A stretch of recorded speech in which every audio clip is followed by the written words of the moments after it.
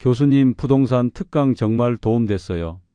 몇 년 전 제자들 앞에서 강의를 했었습니다. 신도시 개발은 데이터로 예측 가능합니다. 그때 저는 송도 투자로 큰돈을 번 상태였죠. 학생들이 박수 쳤습니다. 저는 우쭐했어요. 역시 나는 달라. 그리고 얼마 후 저는 10억이 훨씬 넘는 돈을 투자했습니다. 송도와 분당에 올인했어요. 이론은 완벽했습니다. 하지만 현실은 달랐어요. 금리가 올랐고 시장이 얼어붙었죠. 지금 저는 목욕탕에서 일합니다. 그 강의를 들었던 제자를 마주칠까봐 매일 떨며 살아요. 믿을 수 있나요? 몇 억 있었는데 욕심 부렸다가 모두 잃었습니다. 도대체 왜 그랬을까요? 지금부터 그 이야기를 들려드리겠습니다. 시청 전 구독과 좋아요를 누르시면 로또에 당첨되는 행운이 올 수 있습니다. 그리고 지금 어디에서 시청하고 계신지 댓글로 남겨주세요. 여러분의 이야기도 듣고 싶습니다. 그럼 지금부터 시작되는 이야기 속으로 함께 들어가 볼까요? 손동수 교수님, 30년간 정말 수고 많으셨습니다. 퇴임식장에서 제자들이 건네준 꽃다발을 받아들며 저는 가슴이 벅차올랐습니다. 2020년 봄이었어요. 64살의 나이로 지방사립대학교 스포츠레저학과 교수직을 내려놓는 날이었죠. 30년이 넘는 시간 동안 수많은 학생들을 가르쳤고 그 아이들이 사회에 나가 각자의 자리에서 열심히 살아가는 모습을 보는 것만으로도 충분히 보람찼습니다. 교수님 덕분에 제가 지금 이 자리에 있습니다. 제자 중 한 명이 다가와 인사를 건넸어요. 지금은 지역 체육센터 관장으로 일하고 있다더군요. 그런 말들을 들으니 그동안의 고생이 헛되지 않았다는 생각이 들었습니다. 퇴임식을 마치고 집으로 돌아왔을 때 아내는 제게 따뜻한 차를 건네주었습니다. 여보, 이제 편히 쉬어요. 그동안 정말 고생 많았어요. 아내는 조용히 말했어요. 결혼한 지 30년이 훨씬 넘었는데도 여전히 저를 챙겨주는 아내가 고마웠습니다. 그날 저녁 저는 통장을 확인했습니다. 퇴직금으로 억대의 돈이 들어와 있었고 몇 년 전 아버지께서 돌아가시면서 물려받은 유산도 있었어요. 지역에 있는 작은 토지였는데 팔면 꽤 큰 돈이 될 것 같았습니다. 게다가 사학연금도 매달 280만 원 정도씩 나올 예정이었죠. 여보, 우리 이제 여유롭게 살 수 있겠네요. 아내는 통장 잔고를 보며 안도의 한숨을 쉬었습니다. 그러게요. 이 정도면 충분하죠. 저도 그렇게 생각했어요. 큰아들은 이미 대기업에 다니고 있었고 작은 아이도 대학에 잘 다니고 있었으니 더 이상 뭘 바라겠습니까? 다음 날부터 저는 평소에 하지 못했던 일들을 하기 시작했습니다. 아침마다 동네 뒷산을 산책하고 오후에는 도서관에 가서 책을 읽었어요. 가끔 옛 동료 교수들과 만나 차를 마시기도 했죠. 동수야, 이제 진짜 편하겠다. 동료들이 부러워했습니다. 그렇게 몇 달이 지났습니다. 봄이 지나고 초여름이 왔어요. 매일이 평온했습니다. 아내와 함께 장을 보러 가고 손자 손녀를 보러 큰아들 집에 가기도 했죠. 이렇게 사는 게 행복이구나.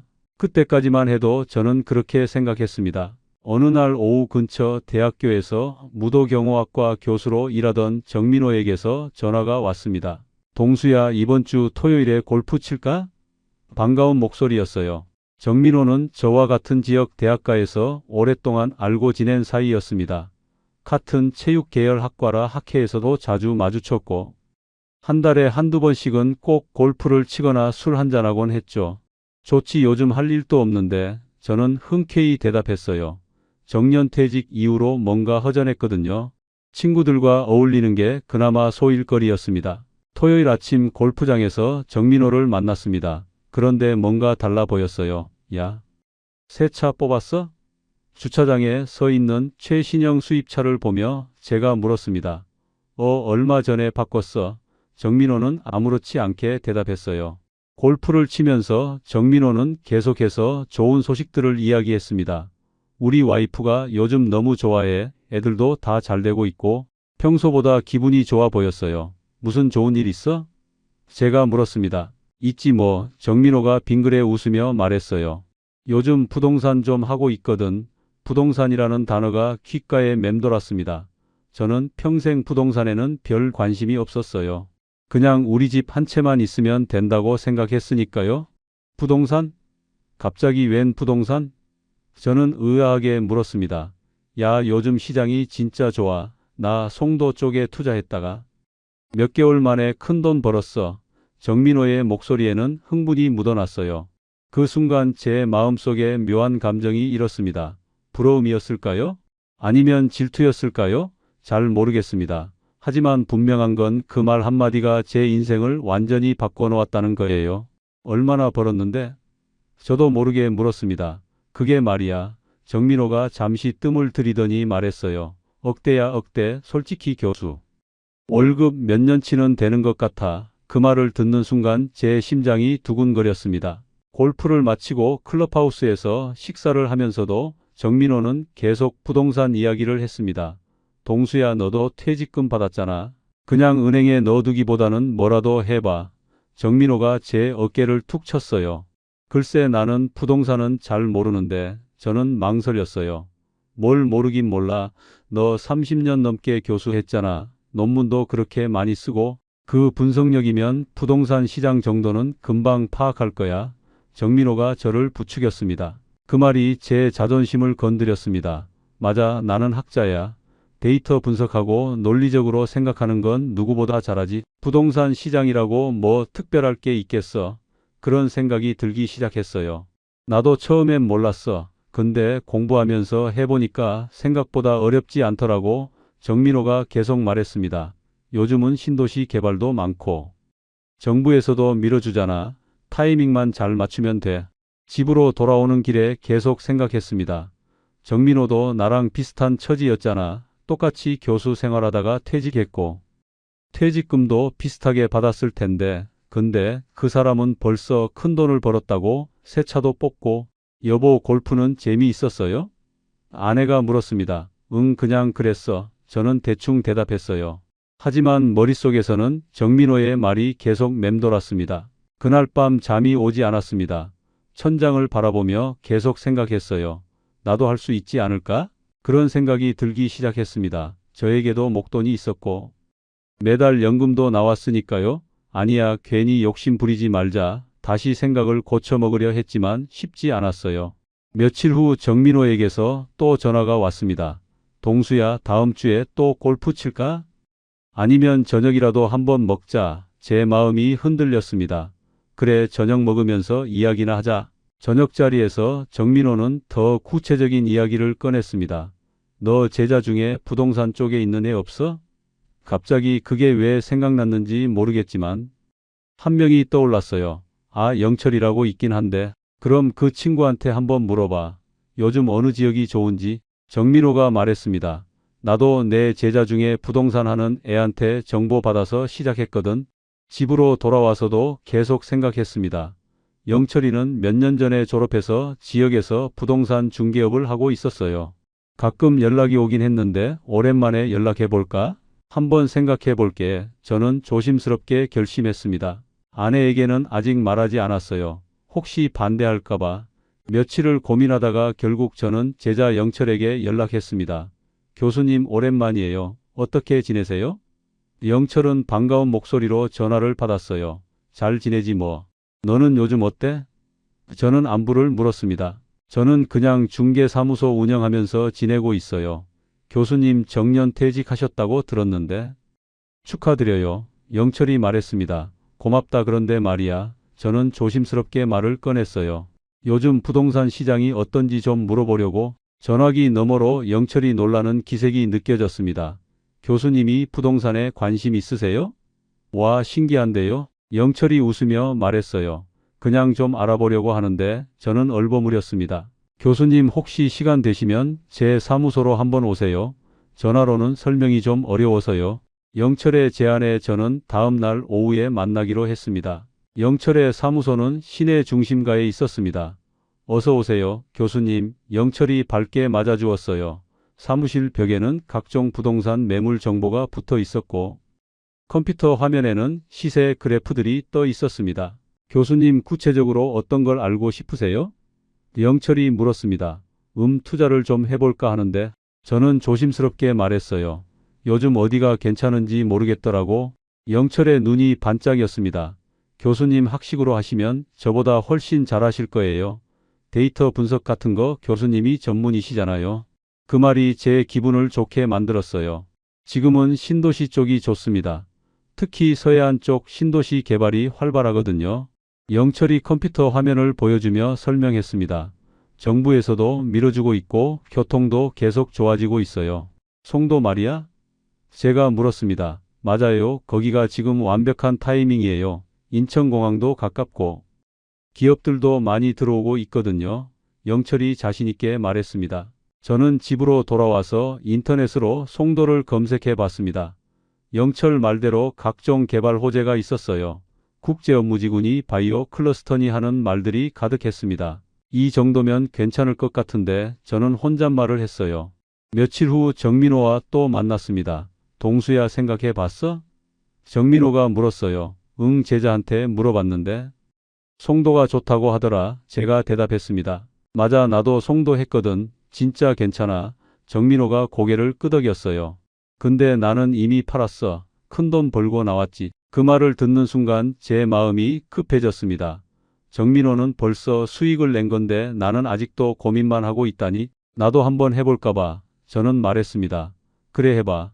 교수 퇴직금도 받았잖아. 그냥 은행에 넣어두면 이자도 얼마 안 되는데. 정민호가 부추겼어요. 집으로 돌아와서 아내에게 조심스럽게 말을 꺼냈습니다. 여보, 나 부동산 투자 좀 해볼까 하는데. 아내는 깜짝 놀란 표정을 지었어요. 여보, 갑자기 무슨 소리예요? 우리 이대로도 충분한데. 정민호는 벌써 큰돈 벌었다던데. 제가 말했습니다. 여보, 남이랑 비교하지 말아요. 우리는 우리 형편에 맞게 살면 되잖아요. 아내는 걱정스러운 표정으로 말했어요. 나도 교수인데 왜 나만 못 살아야 해? 제 목소리가 조금 높아졌습니다. 아내는 놀란 듯 저를 바라봤어요. 여보, 무슨 말을 그렇게 해요? 우리가 못 사는 것도 아닌데. 아니야, 나는 하고 싶어. 저는 고집을 부렸습니다. 정민호도 했는데. 내가 못할 게 뭐야? 나는 분석도 잘하고 논리적으로 생각하잖아. 아내는 한숨을 쉬었어요. 그럼 조금만 해요. 전부 넣지 말고. 아내는 한 발 물러섰습니다. 알았어, 알았어. 저는 얼버무렸지만 속으로는 이미 결심하고 있었어요. 가지고 있는 돈 전부를 투자하겠다고. 다음 날 영철에게 다시 연락했습니다. 영철아, 송도 쪽으로 투자 좀 해볼까 하는데. 제가 말하자 영철은 기뻐하는 목소리로 대답했어요. 교수님, 좋은 결정이세요. 제가 좋은 물건 알아봐 드릴게요. 며칠 후 영철은 괜찮은 매물을 찾아왔습니다. 교수님, 이거 어때요? 위치도 좋고 시세도 합리적이에요. 영철이 보여준 아파트는 송도 국제업무지구 근처였습니다. 얼마나 필요한데? 제가 물었습니다. 지금 시세가 그 정도인데 빨리 결정하셔야 해요. 요즘 금방금방 나가거든요. 영철이 말했습니다. 저는 고민했습니다. 가지고 있는 돈을 전부 넣어야 했거든요. 퇴직금에 아버지 유산까지 합치면 몇 억이었습니다. 좀 많이 드네. 제가 말했어요. 교수님, 지금 안 하시면 나중에 후회하실 거예요. 시장이 계속 오르고 있거든요. 영철이 재촉했습니다. 그리고 교수님, 학식으로 시장 분석하시면 제 말이 맞다는 거 아시잖아요. 그 말에 저는 마음이 기울었습니다. 맞아, 나는 데이터를 볼 줄 아는 사람이야. 신도시 개발 패턴 같은 건 논문으로도 쓸 수 있을 정도로 연구했었잖아. 알았어, 하자. 저는 결정했습니다. 계약 당일 아내도 함께 갔습니다. 여보, 정말 괜찮을까요? 아내는 계속 걱정했어요. 걱정 마. 나 이런 거 분석 잘하잖아. 저는 자신 있게 말했습니다. 계약서에 도장을 찍는 순간 손이 조금 떨렸습니다. 평생 모은 돈을 한 번에 투자하는 거니까요. 하지만 곧 성공할 거라는 확신이 들었어요. 정민호도 했는데 내가 못할 게 뭐야? 집으로 돌아오는 길에 아내는 말이 없었습니다. 걱정하지 마. 몇 개월만 기다려봐. 분명히 오를 거야. 저는 아내를 안심시켰어요. 아내는 그저 한숨만 쉬었습니다. 그날 밤 저는 잠이 잘 왔습니다. 설렘 때문이었을까요? 곧 큰 돈을 벌 거라는 기대감 때문에 가슴이 두근거렸어요. 정민호보다 더 많이 벌어야지. 잠들기 전에 그런 생각을 했습니다. 계약을 하고 석 달쯤 지났을 때였습니다. 영철에게서 전화가 왔어요. 교수님, 요즘 시세 보셨어요?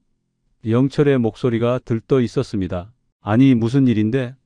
제가 물었어요. 교수님, 아파트 값이 많이 올랐어요. 지금 팔면 큰 돈 버실 수 있어요. 영철이 흥분한 목소리로 말했습니다. 저는 급하게 인터넷으로 시세를 확인했어요. 정말로 올라 있었습니다. 이 정도면 몇 적은 되겠는데? 제가 물었습니다. 네, 그 정도 되실 거예요. 교수님 정말 타이밍 잘 잡으셨어요. 영철이 대답했어요.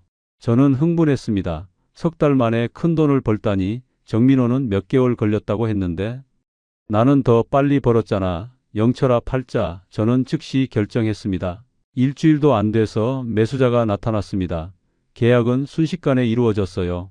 돈이 통장에 들어왔을 때 저는 믿을 수 없었습니다. 3달 만에 억대의 수익이라니. 여보, 우리 돈 벌었어요. 저는 아내에게 통장을 보여줬습니다. 아내는 눈이 휘둥그레졌어요. 정말이에요? 이게 다 우리 돈이에요? 아내도 놀라워했습니다. 봤지? 내가 했다고 했잖아. 저는 우쭐했어요. 역시 분석을 제대로 하니까 성공하는 거야. 아내는 안도의 한숨을 쉬었습니다. 다행이네요. 정말. 다음 날 정민호에게 전화했습니다. 민호야, 나 돈 벌었어. 제가 자랑스럽게 말했어요. 오, 그래? 얼마나? 정민호가 물었습니다. 억대야. 3달 만에. 저는 말했습니다. 와, 빠르네. 나보다 빨리 벌었잖아. 정민호가 웃으며 말했어요. 축하해, 동수야. 그 말을 들으니 기분이 더 좋아졌습니다. 정민호보다 더 잘했다는 생각에 뿌듯했어요. 학교 동료들을 만났을 때도 자랑했습니다. 나 요즘 부동산 투자 좀 하고 있어. 제가 말하자 동료들이 놀랐어요. 동수야, 너가? 부동산은 관심도 없던 사람이 한 동료가 말했습니다. 3달 만에 억대 벌었어. 저는 자신 있게 말했어요. 진짜? 대박인데? 동료들이 부러워하는 눈빛으로 저를 바라봤습니다. 그 시선이 좋았어요. 얼마 후 학과 제자들이 모임을 가졌습니다. 교수님도 오세요. 제자들이 저를 초대했어요. 모임 자리에서 한 제자가 물었습니다. 교수님 요즘 부동산으로 대박 나셨다면서요? 영철이한테 들었구나. 저는 웃으며 대답했어요. 교수님 어떻게 하신 거예요? 저희도 좀 알려주세요. 제자들이 관심을 보였습니다. 부동산도 결국 이론이야. 데이터를 제대로 분석하면 실패할 수가 없어. 저는 자신 있게 말했습니다. 신도시 개발 패턴 같은 건 논문 자료만 봐도 예측이 가능하거든. 제자들이 감탄하는 표정을 지었습니다. 역시 교수님이세요. 저희는 생각도 못한 건데 한 제자가 말했어요. 저는 기분이 좋아서 더 자세히 설명했습니다. 너희들도 투자할 때는 꼭 데이터를 봐야 해. 감으로 하면 안 돼. 저는 마치 수업하듯이 설명했어요. 개발 계획이 어떻게 되는지, 교통이 어떻게 개선되는지 이런 걸 다 분석해야 하는 거야. 그날 이후로 제자들이 종종 연락을 했습니다. 교수님, 이 지역은 어때요? 저기는 투자해도 될까요? 저는 일일이 답변해주며 뿌듯했어요. 마치 부동산 전문가가 된 기분이었습니다. 한 달쯤 후 학과에서 동문회 행사가 있었습니다. 현직 교수님들과 졸업생들이 모두 모이는 자리였어요. 손 교수님 한 말씀 해주시죠. 사회자가 저를 불렀습니다. 저는 단상에 올라가서 말했습니다. 요즘 젊은 친구들이 재테크에 관심이 많더라고요. 그래서 제가 경험한 걸 조금 나누려고 합니다. 청중들이 귀를 기울였어요. 부동산 투자도 학문적으로 접근하면 성공할 수 있습니다. 저는 신도시 개발 패턴을 분석해서 투자했고 3달 만에 큰 수익을 냈어요. 제가 말하자 박수가 터져 나왔습니다. 데이터를 보세요. 정부 정책을 연구하세요. 그리고 논리적으로 판단하세요. 그러면 실패하지 않습니다. 저는 자신 있게 말했어요. 청중석에서 고개를 끄덕이는 사람들이 보였습니다. 행사가 끝나고 여러 사람들이 저에게 다가왔습니다. 교수님 대단하세요. 어떻게 그렇게 잘하세요? 칭찬이 쏟아졌어요. 저는 겸손한 척했지만 속으로는 우쭐했습니다. 집으로 돌아와서 아내에게 말했습니다. 여보, 오늘 동문회에서 발표했어. 다들 대단하다고 하더라. 아내는 조용히 웃었어요. 잘했네요. 나 진짜 재능 있는 것 같아. 저는 신이 나서 말했습니다. 앞으로 이거로 계속 돈 벌면 우리 정말 부자 되는 거야. 아내는 대답 대신 차를 한 잔 내어주었습니다. 그날 밤 저는 인터넷으로 부동산 시장을 계속 검색했습니다. 다음에는 어디에 투자할까? 어떤 지역이 오를까? 머릿속이 온통 부동산 생각뿐이었어요. 이번에는 더 크게 해볼까? 저는 혼잣말을 했습니다. 3달 만에 억대를 벌었는데 더 많이 투자하면 더 많이 벌 수 있겠지. 그런 생각이 들었어요. 정민호에게 전화했습니다. 민호야, 나 다시 투자하려고 하는데. 제가 말하자 정민호가 물었어요. 어디 생각하고 있어? 송도 한 번 더 하고 분당도 괜찮을 것 같던데 저는 대답했습니다. 오, 좋지. 근데 이번엔 얼마나 생각하고 있어? 정민호가 물었어요. 크게 해볼까 봐. 대출도 좀 받고. 저는 말했습니다. 야, 조심해. 대출은 위험할 수 있어. 정민호가 걱정스럽게 말했습니다. 괜찮아. 나 이미 한 번 성공했잖아. 저는 자신 있게 대답했어요. 그래도 조심해. 정민호가 다시 한번 당부했지만 저는 이미 마음을 정하고 있었습니다. 다음 날 영철에게 연락했습니다. 영철아, 이번에는 크게 해보려고. 제가 말하자 영철이 물었어요. 교수님 얼마나 생각하세요? 10억 넘게. 저는 대답했습니다. 전화기 너머로 영철이 놀라는 기색이 느껴졌습니다. 교수님, 그 정도면 대출을 많이 받으셔야 하는데. 괜찮아. 나 신용 좋잖아. 담보도 있고. 저는 자신 있게 말했어요. 알겠습니다, 교수님. 제가 좋은 물건들 알아볼게요. 영철이 대답했습니다. 전화를 끊고 나서 저는 가슴이 두근거렸어요. 이번에는 정말 큰 돈을 벌 수 있을 것 같았습니다. 역시 나는 달라. 저는 혼잣말을 했습니다. 데이터 분석하고 논리적으로 생각하니까 성공하는 거야.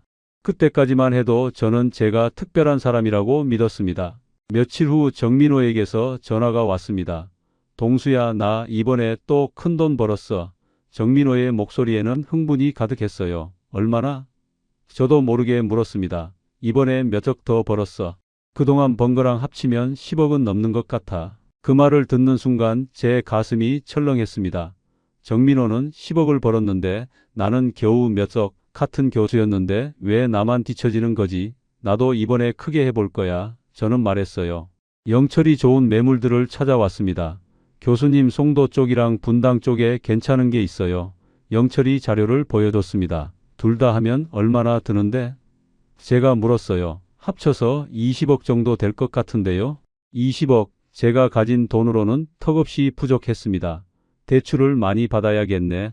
제가 말하자 영철이 조심스럽게 물었어요. 교수님 괜찮으세요? 금액이 좀 큰데. 괜찮아. 나 담보도 있고 신용도 좋잖아. 저는 자신 있게 대답했습니다. 집으로 돌아와서 아내에게 말했습니다. 여보, 이번에 투자 크게 하려고. 아내는 깜짝 놀란 표정을 지었어요. 여보, 지난번에 성공했다고 너무 무리하는 거 아니에요? 아내가 걱정스럽게 물었습니다. 걱정 마. 나 데이터 다 분석했어. 저는 말했어요. 송도는 계속 개발되고 있고 분당은 안정적이잖아. 분산 투자하는 거니까 안전해. 아내는 고개를 저었습니다. 여보, 우리 이대로도 충분한데. 정민호는 10억 넘게 벌었어. 제 목소리가 높아졌습니다. 나도 교수인데 왜 나만 못 벌어야 돼? 아내는 한숨을 쉬었어요. 여보, 남이랑 비교하지 말아요. 아니야, 나는 하고 싶어. 저는 고집을 부렸습니다. 며칠 후 은행에 대출 상담을 받으러 갔습니다. 교수님, 신용도 좋으시고 담보도 있으시니까 가능합니다. 은행 직원이 말했어요. 당신은 금리도 낮았고 대출 규제도 지금보다 약했습니다. 이 정도면 되겠네요. 저는 만족했습니다. 집을 담보로 몇 억, 아버지께 물려받은 토지를 담보로 몇 억, 신용대출로 몇 억, 그리고 형님에게도 돈을 빌렸어요. 동수야, 괜찮겠어? 형님이 걱정스럽게 물었습니다. 형, 저 믿어보세요. 지난번에도 성공했잖아요. 저는 자신 있게 말했어요. 형님은 망설이다가 결국 몇 억을 빌려주셨습니다. 조심해서 해라. 형님이 당부하셨어요. 계약 날짜가 다가왔습니다. 송도 아파트와 분당 아파트 계약을 같은 주에 진행했어요. 교수님, 이번에 정말 크게 하시네요. 영철이 말했습니다. 응, 이번엔 정말 큰 돈 벌 거야. 저는 기대에 부풀어 있었습니다. 계약서에 도장을 찍을 때 손이 떨렸습니다. 가지고 있던 돈 전부와 빌린 돈까지 합쳐서 20억이 넘는 투자였거든요. 여보, 정말 괜찮을까요? 아내가 마지막으로 물었어요. 걱정 마. 이론적으로 완벽해. 저는 대답했습니다. 집으로 돌아오는 길에 아내는 말이 없었습니다. 몇 개월만 기다려봐. 분명히 오를 거야. 저는 아내를 안심시켰어요. 하지만 아내의 표정은 어두웠습니다. 그날 밤 저는 설렘 반 걱정 반으로 잠을 이루지 못했습니다. 잘 될 거야, 잘 될 거야. 저는 계속 혼잣말을 했어요. 송도는 신도시 개발로 오를 거고 분당은 안정적이니까 문제 없을 거라고 믿었습니다. 다음 날 정민호에게 전화했습니다. 민호야, 나 계약했어. 20억 넘게 투자했어. 제가 말하자 정민호가 놀란 목소리로 물었어요. 야, 그렇게 많이? 대출은 얼마나 받았어? 1억 넘게. 저는 대답했습니다. 동수야, 좀 무리한 거 아니야? 정민호가 걱정스럽게 말했어요. 괜찮아. 나 분석 다 했어. 틀림없어. 저는 자신 있게 말했지만 사실 속으로는 조금 불안했습니다. 며칠 후 제자들을 만났을 때도 자랑했습니다. 이번에는 정말 크게 투자했어. 제가 말하자 제자들이 감탄했어요. 역시 교수님이세요. 그 칭찬이 좋았습니다. 하지만 집에 돌아와서 통장을 보니 불안했습니다. 매달 나가는 대출 이자만 해도 꽤 큰 금액이었거든요. 연금으로는 부족한데 저는 걱정이 되기 시작했어요. 괜찮아, 곧 오를 거야. 저는 스스로를 다독였습니다. 정민호도 성공했고 나도 지난번에 성공했잖아. 이번에도 잘 될 거야. 하지만 그게 제 인생 최대의 실수였습니다. 계약하고 몇 달이 지났습니다. 처음 몇 달은 괜찮았어요. 시세도 조금씩 오르는 것 같았고 제 판단이 맞았다는 확신이 들었습니다. 봐, 내가 뭘 했어. 오르고 있잖아. 저는 아내에게 말했어요. 하지만 2022년 봄부터 이상한 신호들이 나타나기 시작했습니다. 뉴스에서 미국 금리 인상 이야기가 나오기 시작했어요.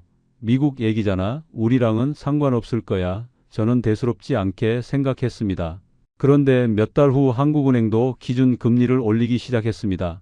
처음에는 조금씩 올랐어요. 이 정도면 괜찮아. 저는 안심했습니다. 하지만 금리는 계속 올랐어요. 여름이 되자 금리가 눈에 띄게 올랐습니다. 제가 받은 대출 금리도 덩달아 올랐어요. 처음에는 월 몇백만 원이던 이자가 점점 늘어나기 시작했습니다. 이거 좀 부담되는데 저는 걱정하기 시작했어요. 가을이 되자 상황이 더 심각해졌습니다. 금리가 4%를 넘어섰어요. 매달 나가는 대출 이자가 1,000만 원을 훌쩍 넘었습니다. 연금으로는 턱없이 부족했어요. 여보, 이자를 어떻게 내요? 아내가 걱정스럽게 물었습니다. 조금만 기다려봐. 아파트 값이 오르면 팔면 돼. 저는 안심시켰지만 속으로는 불안했어요. 더 큰 문제가 생겼습니다. 송도 아파트 시세가 떨어지기 시작한 거예요. 이럴 리가 없는데 저는 믿을 수 없었습니다. 신도시 개발은 계속되고 있었고 이론적으로는 올라야 했거든요. 영철에게 전화했습니다. 영철아, 송도 시세가 왜 떨어지는 거야? 제가 다급하게 물었어요. 교수님, 요즘 시장이 전체적으로 안 좋아요. 금리가 너무 올라서. 영철이 조심스럽게 대답했습니다. 분당 아파트도 문제였습니다. 오르지를 않았어요. 입지가 안 좋아서 그런가 봐요. 영철이 말했습니다. 뭐? 입지가 안 좋다고? 저는 황당했어요. 계약할 때는 괜찮다고 했잖아요. 매달 이자를 내기가 점점 힘들어졌습니다. 연금만으로는 부족해서 저축한 돈을 깨기 시작했어요. 이러다가 저축도 다 없어지겠어. 아내가 한숨을 쉬었습니다. 정민호에게 전화했습니다. 민호야, 요즘 시장 어때? 제가 물었어요. 나는 다 팔았어. 작년에 미리 정리했거든. 정민호가 대답했습니다. 제 가슴이 철렁했어요. 정민호는 타이밍 맞춰 팔았는데 나는 아직도 들고 있다니. 동수야, 너도 빨리 정리하는 게 좋을 것 같아. 정민호가 조언했습니다. 지금 팔면 손해인데 저는 망설였어요. 그래도 더 떨어지기 전에. 정민호가 다시 말했지만 저는 결정하지 못했습니다. 겨울이 되자 상황은 더욱 악화됐습니다. 송도 시세는 계속 떨어졌고 분당은 매물조차 나가지 않았어요. 이럴 수가. 저는 매일 시세를 확인하며 한숨만 쉬었습니다. 큰아들이 걱정스럽게 물었습니다. 아버지 괜찮으세요? 응, 괜찮아. 저는 애써 웃으며 대답했지만 속은 타들어갔어요. 작은 아이도 눈치를 챈 듯 조용했습니다. 새해가 되었지만 상황은 나아지지 않았습니다. 오히려 더 나빠졌어요. 매달 1,500만 원이 넘는 이자를 내야 했고 시세는 계속 떨어졌습니다. 여보, 이러다가 정말 큰일 나는 거 아니에요? 아내가 울먹이며 물었어요. 조금만 더 기다려봐. 봄 되면 나아질 거야. 저는 희망을 버리지 않으려 했습니다. 하지만 봄이 와도 시장은 회복되지 않았습니다. 오히려 거래량만 줄어들었어요. 팔고 싶어도 살 사람이 없네. 영철이 난처한 표정으로 말했습니다. 저는 매일 밤 잠을 이루지 못했습니다. 내가 왜 그랬을까? 왜 욕심을 부렸을까? 후회가 밀려왔지만 이미 늦었어요. 데이터를 분석하고 이론적으로 완벽했는데 왜 이렇게 됐을까? 현실은 이론과 달랐어. 그제야 깨달았지만 소용없었습니다. 이미 엄청난 금액을 투자한 상태였고 빠져나올 방법이 없었어요. 봄이 지나고 여름이 왔지만 상황은 나아지지 않았습니다. 저축한 돈도 거의 바닥났고 매달 이자를 내기가 점점 힘들어졌어요. 여보, 이제 어떡해요? 아내가 눈물을 글썽이며 물었습니다. 팔아야 할 것 같아 저는 어렵게 말을 꺼냈어요. 손해를 보더라도 더 이상 버틸 수가 없었습니다. 영철에게 전화했습니다. 영철아, 2개 다 내놔. 알겠습니다, 교수님. 영철의 목소리도 침통했어요. 송도 아파트를 먼저 내놨습니다. 하지만 한 달이 지나도 연락이 없었어요. 교수님, 시세를 좀 낮춰야 할 것 같아요. 영철이 조심스럽게 말했습니다. 얼마나? 많이요. 영철의 대답에 제 가슴이 무너졌습니다. 결국 처음 산 가격보다 훨씬 낮은 가격에 내놨습니다. 그래도 몇 주가 걸렸어요. 교수님, 매수자 나왔어요. 영철이 전화했을 때 저는 안도와 절망이 동시에 밀려왔습니다. 분당 아파트는 더 큰 문제였습니다. 입지가 안 좋아서 관심을 보이는 사람이 없었어요. 더 낮춰야 해요. 영철이 말했고 저는 고개를 끄덕일 수밖에 없었습니다. 2 아파트를 다 팔고 나니 엄청난 손실이었습니다. 투자한 금액의 절반도 안 되는 돈만 남았어요. 이럴 수가. 저는 통장을 보며 망연자실했습니다. 은행 대출부터 갚아야 했습니다. 몇 억을 상환하고 나니 또 돈이 줄었어요. 형님께 빌린 돈도 갚아야 했습니다. 형, 죄송합니다. 저는 고개를 들 수 없었어요. 괜찮아, 동수야. 형님이 위로해 주셨지만 제 마음은 무거웠습니다. 급전 대출도 있었습니다. 이자를 내기 위해 급하게 빌렸던 돈이었어요. 이자만 해도 이렇게 계산을 해보니 머리가 어지러웠습니다. 모든 빚을 갚고 나니 손에 남은 게 없었습니다. 오히려 빚만 남았어요. 몇 천만 원. 저는 한숨을 쉬었습니다. 아버지께 물려받은 유산도 다 날렸고 퇴직금도 모두 사라졌습니다. 여보, 우리 이제 어떻게 살아요? 아내가 울먹였습니다. 미안해. 저는 그 말밖에 할 수 없었어요. 평생 모은 돈을 몇 년 만에 다 날렸다는 게 믿기지 않았습니다. 큰아들에게 연락했습니다. 아버지, 제가 도와드릴게요. 큰아들이 말했지만 저는 거절했어요. 아니야, 내가 결혼 준비해야지. 큰아들의 결혼 자금까지 빼앗을 수는 없었습니다. 그런데 더 큰 문제가 있었습니다. 집을 팔아야 할 것 같았어요. 담보대출을 갚으려면 집을 처분해야 했습니다. 우리 집도 팔아야 해. 제가 말하자 아내는 아무 말도 하지 못했습니다. 집을 내놓고 작은 전세로 이사했습니다. 이게 우리 형편이구나. 저는 초라한 집을 보며 한숨을 쉬었어요. 넓은 집에서 살다가 좁은 곳으로 옮기니 모든 게 비참했습니다. 작은 아이가 말했습니다. 아빠, 괜찮아요. 저 알바해서 용돈 벌게요. 고등학생 아들이 그런 말을 하니 눈물이 났어요. 미안하다. 저는 고개를 숙였습니다. 정민호에게서 전화가 왔습니다. 동수야, 잘 지내? 저는 대답할 수 없었어요. 나 망했어. 겨우 말을 꺼내자 정민호가 한숨을 쉬었습니다. 내가 말렸잖아. 알아. 저는 쓸쓸하게 대답했습니다. 동료 교수들의 모임에도 나가지 않았습니다. 손 교수님 안 보이시네. 누군가 물었다던데 제 얘기를 할 용기가 없었어요. 부동산으로 대박 났다고 자랑하던 제가 어떻게 망했다고 말하겠습니까? 제자들에게서도 연락이 왔습니다. 교수님, 요즘 어떠세요? 저는 답장하지 못했어요. 부동산 강의까지 했던 제가 정작 망했다는 걸 어떻게 말하겠습니까? 나는 왜 욕심을 부렸을까? 매일 밤 후회했습니다. 그냥 퇴직금만 가지고 조용히 살았으면 행복했을 텐데, 정민호를 부러워하지만 않았어도, 제자들 앞에서 잘난 척하지 않았어도, 데이터를 봤는데 왜 틀렸지 저는 이해할 수 없었어요. 이론적으로는 완벽했는데 현실은 달랐습니다. 나는 학자일 뿐이었어. 그제야 깨달았지만 이미 모든 걸 잃은 뒤였습니다. 돈이 없으니 일을 해야 했습니다. 65살의 나이에 다시 직장을 찾아야 했어요. 교수 출신이시면 좀. 면접을 볼 때마다 거절당했습니다. 나이가 좀 있으시네요. 나이가 벽이었어요. 몇 달을 헤매다가 지인의 소개로 목욕탕 일자리를 구했습니다. 카운터 보고 남탕 관리하는 일인데 목욕탕 주인이 말했어요. 하겠습니다. 저는 고개를 숙였습니다. 첫 출근 날 유니폼을 입었습니다. 거울을 보니 초라한 제 모습이 보였어요. 이게 나구나. 30년 넘게 교수로 살았던 제가 이제는 목욕탕 직원입니다. 일은 생각보다 힘들었습니다. 카운터에서 손님을 맡고 탈의실을 정리하고 화장실을 청소했어요. 이게 내 일이구나. 처음에는 적응이 안 됐습니다. 가장 무서운 건 제자를 만날까봐 두려운 거였어요. 경비원 자리도 제안받았지만 거절했습니다. 거기는 사람들이 너무 많이 봐. 목욕탕은 그나마 제자들이 올 일이 적을 것 같았어요. 한 달쯤 지났을 때였습니다. 탈의실에서 낯익은 목소리가 들렸어요. 교수님. 손동수 교수님 맞으시죠? 돌아보니 몇 년 전 제가 가르쳤던 학생이었습니다. 아, 그게 저는 당황해서 말을 더듬었어요. 교수님 여기서 일하세요? 제자가 놀란 표정으로 물었습니다. 잠깐 도와주는 거야. 저는 얼버무렸습니다. 그렇구나. 저 아버지랑 왔거든요. 제자가 말했어요. 얼마 후 중년 남성이 나왔고 저는 고개를 숙였습니다. 아버지 손 교수님이세요? 제가 배웠던 제자가 소개했지만 저는 제대로 쳐다볼 수 없었어요. 그날 이후로 더욱 조심스러워졌습니다.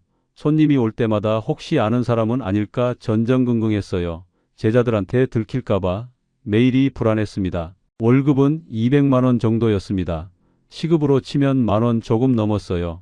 30년 교수 생활이 이렇게 통장에 찍힌 월급을 보며 한숨이 나왔습니다. 아내도 일을 시작했습니다. 요양보호사 교육을 받고 파트타임으로 일했어요. 여보, 제가 벌어올게요. 아내가 말했지만 저는 미안할 뿐이었습니다. 둘이 벌어봤자 350만 원 정도였습니다. 전세, 관리비에 생활비 내고 나면 남는 게 없었어요. 이렇게 사는구나. 매달 빠듯했습니다. 목욕탕에서 일하면서 여러 사람들을 만났습니다. 아저씨 항상 깨끗하게 해주셔서 감사해요. 한 손님이 말했을 때 묘한 감정이 들었어요. 교수 시절에는 못 느꼈던 따뜻함이었습니다. 새벽에 일찍 오는 단골 손님도 생겼습니다. 오늘도 춥니네요. 그 손님과 짧은 인사를 나눌 때면 외롭지 않았어요. 사람들이 나를 그냥 목욕탕 직원으로 봐주는구나. 오히려 편했습니다. 1년쯤 지났을 때 몸에 익숙해졌습니다. 처음에 수치심도 많이 사라졌어요. 이것도 일이야. 스스로를 다독이며 살았습니다. 어느 날 목욕탕 주인이 말했습니다. 손씨 일 잘하시네요. 성실하셔서 좋아요.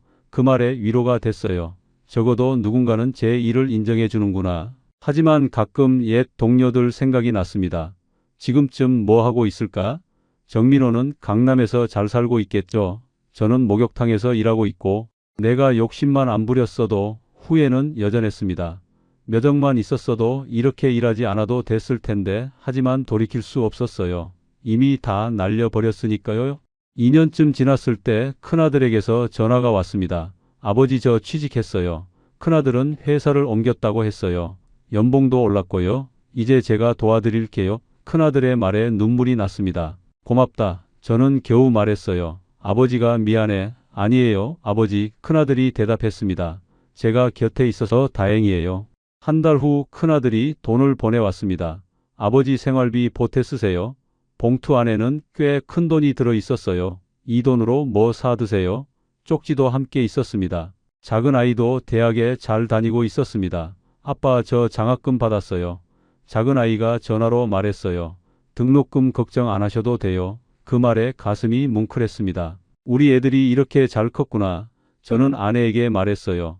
당신 덕분이죠. 아내가 조용히 웃었습니다. 제가 뭘 했다고? 제가 말하자 아내가 제 손을 잡았습니다. 어느 날 생일이었습니다. 아내가 미역국을 끓여줬어요. 고생했어요, 여보. 아내가 말했습니다. 당신이 더 고생했지. 저는 대답했어요. 작은 식탁에 둘러앉아 밥을 먹었습니다. 예전처럼 화려하지는 않았지만 따뜻했어요. 이게 행복이구나. 문득 그런 생각이 들었습니다. 목욕탕에서도 변화가 있었습니다. 손님들이 저를 편하게 대해줬어요. 아저씨 오늘도 화이팅. 한 손님이 엄지를 치켜 세웠습니다. 감사합니다. 저도 웃으며 대답했어요. 어느 날 젊은 손님이 부동산 이야기를 했습니다. 요즘 부동산 투자하면 어떨까요? 친구에게 물었어요. 저는 듣고만 있다가 조심스럽게 말했습니다. 투자도 좋지만 대출은 조심하세요. 제가 말하자 그 젊은이가 저를 봤어요. 왜요? 레버리지는 정말 위험해요. 감당할 수 있는 범위에서만 하세요. 저는 진심으로 말했습니다. 경험담인가 봐요?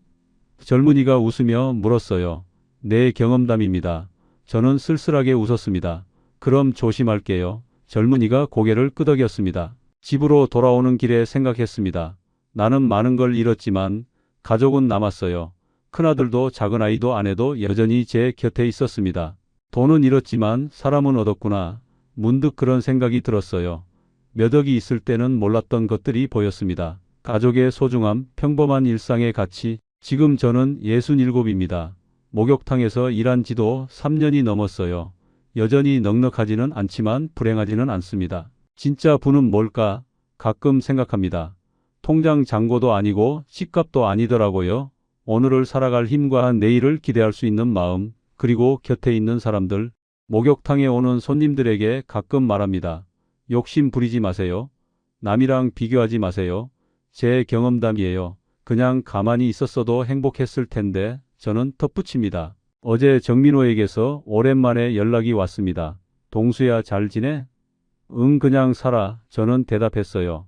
나중에 한번 보자. 정민호가 말했지만 저는 대답하지 않았습니다. 정민호는 성공했고 저는 실패했어요. 하지만 이상하게도 부럽지 않았습니다. 나는 나대로 배운 게 있으니까. 실패를 통해 얻은 지혜가 있었어요. 오늘도 목욕탕 문을 엽니다. 오늘 하루도 잘 버티자. 저는 혼잣말을 합니다. 평범한 하루지만 나름대로 의미 있는 하루예요. 그리고 그걸로 충분합니다. 우리의 이 사연이 마음에 남았다면 좋아요를 눌러주세요. 그리고 소중한 사람들과 함께 이 이야기를 나눠주시길 바랍니다. 여러분의 한마디가 누군가에겐 큰 위로가 될 수 있습니다. 영상이 마음에 드셨다면 구독과 좋아요, 응원 부탁드립니다. 감사합니다.